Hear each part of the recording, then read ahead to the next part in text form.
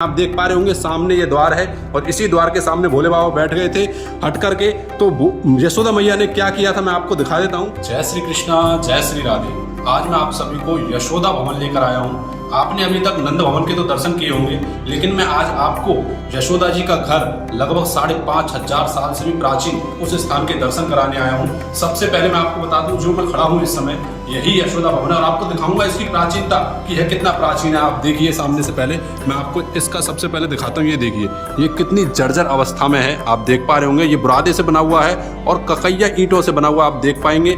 मैं आपको दिखा देता हूँ, ये है नंद भवन और मैं आपको उस रसोई के भी दर्शन कराऊंगा जिस रसोई में यशोदा मैया खाना बनाया करती थी और आज भी उसकी कालिक लगी हुई है। और मैं आपको उस स्थान के भी दर्शन कराऊंगा जिसमें भगवान श्री कृष्ण को बंद कर दिया था और बड़े ही सुंदर आप सभी भक्त दर्शन करने वाले हैं। तो आइए सबसे पहले मैं आपको उस स्थान के दर्शन करा देता हूँ, रसोई के दर्शन करा देता हूँ। मैं आपको उसके साक्ष्य दिखा देता हूँ। यह जो रसोई है यशोदा मैया की रसोई है।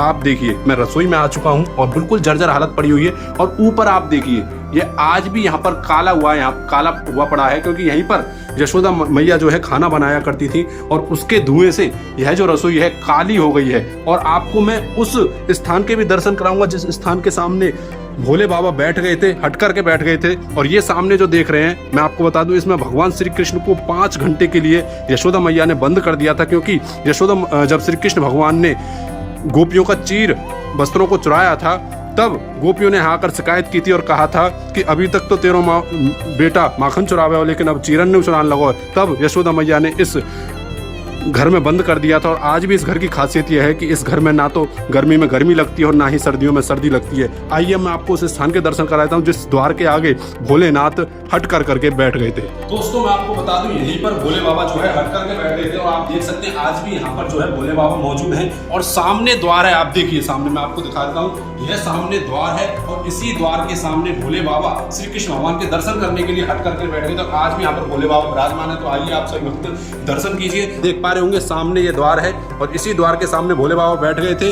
हट करके। तो यशोदा मैया ने क्या किया था मैं आपको दिखा देता हूँ कि दूसरा द्वार इस घर में बना लिया था ताकि जो भोले बाबा दर्शन ना कर सकें। आप देखिए ये जो है ये दूसरा द्वार है, आप देख रहे होंगे।